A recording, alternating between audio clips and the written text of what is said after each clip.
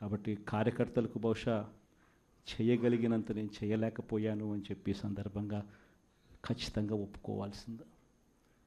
కానీ ఈసారి మాత్రం జగన్ 2లో ప్రతి కార్యకర్తకు అండగా తోడుగా ఖచ్చితంగా ఉంటాను అని కూడా ఈ సందర్భంగా చెప్తాను. ఈసారి జగన్ 2లో ప్రజలకు తోడుగా ఉంటూనే మరోవైపున కార్యకర్తలకు కూడా అండగా వాళ్ళ ఇంటికి పెద్దన్నగా వాళ్ళకు తోడుగా ఖచ్చితంగా ఉంటానని సందర్భంగా ఖచ్చితంగా చెప్తాను. వీళ్ళు దిక్కుమాలిన పాలనలో ఏ మాదిరిగా పాలన చేస్తూ ఉన్నారో కూడా మనమంతా చూసాం. మన తిరుపతి మీ అందరికీ కనిపించుంటుంది. నిజంగా ఈ ఒక్కొక్క కార్పొరేషన్లో వీళ్ళకున్న బలం ఎంత అని చెప్పి చూస్తే తిరుపతి కార్పొరేషన్లో 49 ఉంటే 48 వైఎస్ఆర్సీపీ గెలిచింది. తెలుగుదేశం పార్టీ 1. ఆ 1 గెలిచిన చోట డిప్యూటీ మేయర్ వాళ్ళ మనిషి అని చెప్పి వాళ్ళు చాలా ఏదో గొప్ప కార్యము ఘనకార్యం చేసినట్టుగా వాళ్ళు చెప్పుకుంటా ఉన్నారు. వైఎస్ఆర్సీపీ కార్పొరేటర్లు ప్రయాణం చేస్తూ ఉన్న బస్సును పోలీసుల ద్వారా వీళ్ళే అడ్డుకుంటారు.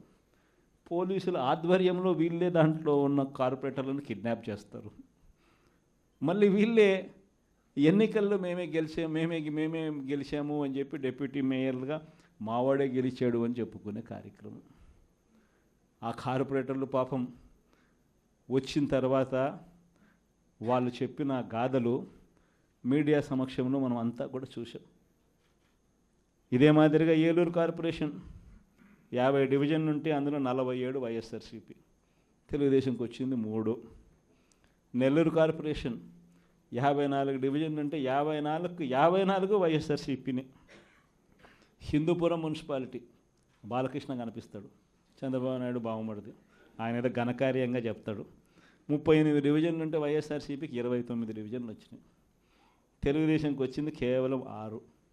దాంట్లో ఏదో పదవి ఏదో వచ్చిందని చెప్పి ఘనకార్యంగా చెప్పుకుంటా ఉన్నారు. పాలకొండలో 20 ఉంటే 17 వైఎస్ఆర్ కాంగ్రెస్ పార్టీ, 3 టీడీపీ. అక్కడేమో వైఎస్ఆర్ కాంగ్రెస్ పార్టీ వాళ్ళు ఎవరిని కూడా వీళ్ళు ఒక్కరిని కూడా లాగలేకపోయారు. సో వెంటనే ఏం చేశారు? Post phone. తుని 30 ఉంటే 30కి 30 వైఎస్ఆర్సీపీ. తెలుగుదేశం పార్టీకి ఒక్కడు కూడా లేడు.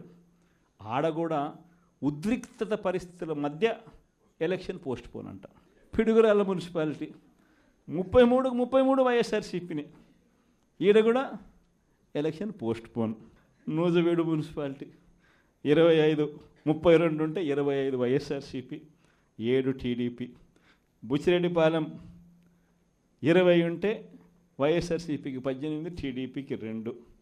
నందిగా మున్సిపాలిటీ 20 ఉంటే వైఎస్ఆర్సీపీకి 13, టీడీపీకి 6. చివరికి గుంటూరులో కూడా 57లో 46 వైఎస్ఆర్సీపీ, టీడీపీకి 9, కూటమికి 2. దీంట్లో కూడా అవిశ్వాసం పెడతారంట, మేయర్ని దింపేస్తారంట, ఫలానోడు ఇంకొకడు అని చెప్పి మేయర్ పేరు కూడా అనౌన్స్ చేస్తున్నారు. నిజంగా ప్రజాస్వామ్యం అనేది ఎక్కడుంది అని అడుగుతా ఉన్నా. ఇదే మీ అందరికీ గుర్తుందా? ఇవన్నీ ఎలక్షన్లన్నీ ఇవన్నీ లోకల్ బాడీ ఎలక్షన్స్ మన ప్రభుత్వం ఏర్పడ్డాక 3 సంవత్సరాల తర్వాత జరిగింది. అంటే కోవిడ్ నుంచి బయటపడిన తర్వాత ఎన్నికలు జరిగాయి. ప్రజలు అటువంటి ఎన్నికల్లో వైఎస్ఆర్ కాంగ్రెస్ పార్టీకి ఇలాంటి నెంబర్లతో ప్రజలు పట్టం కట్టారు. అంత బాగా పరిపాలన చేశాము అని చెప్పి ప్రజలు పట్టం కట్టారు. ఈరోజు మీరు చేస్తూ ఉన్న ఈ తప్పుడు సాంప్రదాయం ఎంత దారుణమైన తప్పుడు సాంప్రదాయం అంటే, రేపొద్దున ఎవడన్నా ఎన్నిక కాండి ప్రభుత్వంలో ఉన్న వాళ్ళు రేపొద్దున ఇదే పద్ధతిలో పోలీసులు పెడతారు, కిడ్నాపులు, ఇదే పరిస్థితులు ఎత్తుకొని పోవడాలు, ఇదే పరిస్థితిలో ఎవడన్నా ఏమన్నా గెలుసు, ఏమన్నా జరుగు, ఏమన్నా అయ్యి లాస్ట్కి ఏమో చైర్మన్లు ఏమో అధికారంలో ఉన్న పార్టీ వాళ్ళు చైర్మన్లు. ఇదే ప్రజాస్వామ్యం, ఇదే మనకు కావాల్సిన ప్రజాస్వామ్యం. అందరూ కూడా ఆలోచన చేయాలి. ఇలాంటి రాజ్యం పోవాలి, ప్రజాస్వామ్యం నిలబడాలి, మనలో వ్యక్తిత్వం అనేది పైకి రావాలి, విలువలు విశ్వసనీయతతో కూడిన రాజకీయాలు మళ్ళీ ఎదగాలి. ఫలానోడు మా నాయకుడు, చెప్పిన ప్రతి మాట నెరవేర్చాడు, ఇతనే మా నాయకుడు అని చెప్పుకునే విధంగా, ప్రజలు గొప్పగా చెప్పుకునే విధంగా నాయకత్వం రావాలి. కార్యకర్త కాలర్ ఎగిరేసి చెప్పుకునే విధంగా నాయకత్వం పెరగాలి, ఎదగాలి. ఇది వైఎస్ఆర్ కాంగ్రెస్ పార్టీ ఐడియాలజీ. దీనికి కట్టుబడినాం. ప్రజలకు గొప్ప పాలన అందించాం. రాబోయే రోజుల్లో ఈసారి ప్రజలు మన పాలన చూశారు, చంద్రబాబు నాయుడు పాలన చూశారు. మళ్ళీ వైఎస్ఆర్ కాంగ్రెస్ పార్టీ ఒకసారి ఎన్నికైతే ఈసారి మాత్రం వైఎస్ఆర్ కాంగ్రెస్ పార్టీని ప్రజలు పోగొట్టుకోకుండా మరో 30 సంవత్సరాలు కన్సిస్టెంట్గా మళ్ళీ అదే పాలనని ఎన్నుకుంటారన్న నమ్మకం, విశ్వాసం నాకున్నాయి.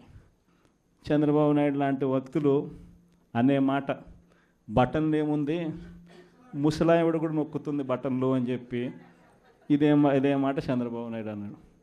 మరి ఇదే చంద్రబాబు నాయుడు ఎందుకు బటన్లు నొక్కలేకపోతా ఉన్నాడు అని చెప్పి ఇదే చంద్రబాబు నాయుడిని ఈరోజు గ్రామంలో ఉన్న ప్రతి ఇంట్లో ఉన్న వ్యక్తులు కూడా ఈరోజు అడుగుతూ ఉన్నారు. మరి ఈరోజు ఏమంటా ఉన్నాడు, ఎంత మొహమాటం లేకుండా, ఎంత నిస్సిగ్గుగా ఏమంటా ఉన్నాడు, రహస్యం ఏదైనా ఉంటే చెవిలో చెప్పు అంటాడు. ఇంకా ఏమంటాడు, బటన్లు నొక్కిన జగన్ను పంపించినారు ప్రజలు, బటన్లు నొక్కిన కేజ్రీవాల్ను పంపించినారు, బటన్ల టైం అయిపోయింది అంటున్నాడు. అంటే మొహమాటం లేకుండా నిస్సిగ్గుగా ఇంత దారుణంగా అబద్ధాలు చెప్పి మోసం చేసి అధికారంలోకి వచ్చిన వ్యక్తిని, ఈ వ్యక్తిని చీటర్ అంటామా, 420 కేసు పెట్టాల్సిన కేసు కాదా ఇది అని చెప్పి నేను అడుగుతా ఉన్నాను. అందరం కలిసికట్టుగా ఈ ప్రభుత్వాన్ని గట్టిగా బంగాళాఖాతంలో కలిపే పరిస్థితిలోకి తీసుకొని పోవాలి.